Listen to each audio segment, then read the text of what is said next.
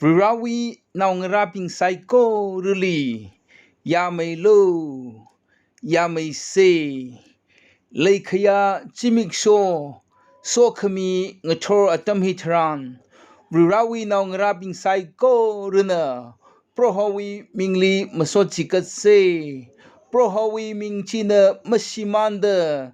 Ming mayang may ching rano. Arui ngator so kami tuibam hi. Rirawi now rabing itum psycho runa. Yang rumse la gabi gesang teruk. Tuija akha ena twilaga thara ena dangda pangarumsa.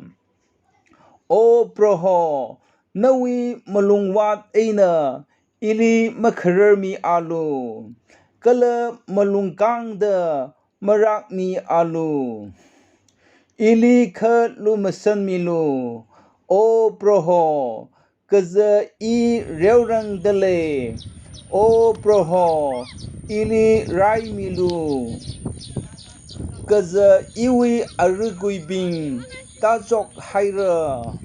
Iwi manglala kananglak haira. Kana o proho karan ka ngarai furikla. Ngarai milu. O proho imangla hui milu.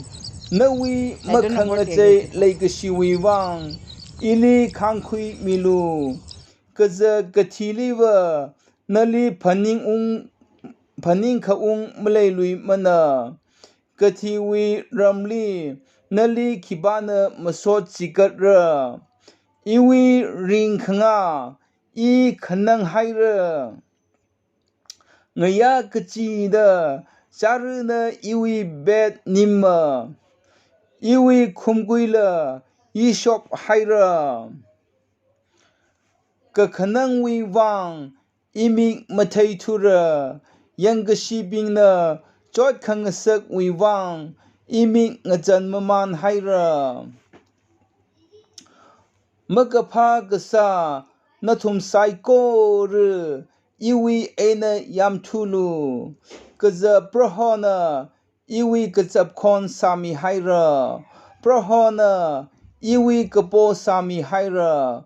Prohona iwi seha gasa kuisang mi. Iwi yang gasi psycho ru. Kayak haura. Kala kanang lak haura. Atumna ngaray tui haura. Kala ngalang da maisi ngasak haura. Hi rirawi so kami tuine. Rirawi so kami tui hi nganangay rerew ina nganakui da klaya. Rirawi now ngarabing psycho rili. Rirawi ringapa. Rirawi kamatan. Rirawi so kami jida sumida. Ringapa chimik song saranu. Ringapa mirin sam gapang saranu. Natum psycho rili. Laikaya chimik so kami wi so kami chimik song saranu. Amen.